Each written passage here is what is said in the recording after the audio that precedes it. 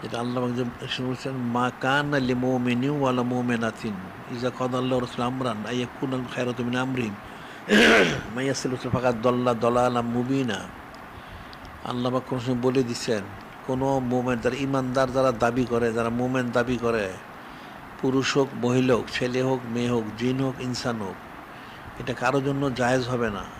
যিনি খলিক, যিনি মালিক, যিনি রব মহাল্লাহ, যিনি নূরে মুজাসসাম হাবিবুল্লাহ হুজুর পাক সাল্লাল্লাহু ওনারা যা আদেশ মোহর করেছেন, যা নিষেধ মোহর করেছেন, এতে কোনো মত পেশ করা জায়েজ নেই। যদি সে মত পেশ করে সে প্রকাশ্য গুমরায়, সে গুমরা হবে, নাউজুবিল্লাহ। তাইলে মত পেশ করা যাবে না। কোরআন শরীফ সুন্নাহ যা আছে সেটাই মানতে হবে। সেটা তো সে মানতে পারবে না, তার অন্তরটা সে মানবে না। এই জন্য তাকে বায়াত গ্রহণ করতে হবে, একজন কামেল শায়েখ, সোয়াদ ইখতিয়ার করতে হবে, ওনার আদেশগুলি নিষেধগুলি পুরা মানতে হবে।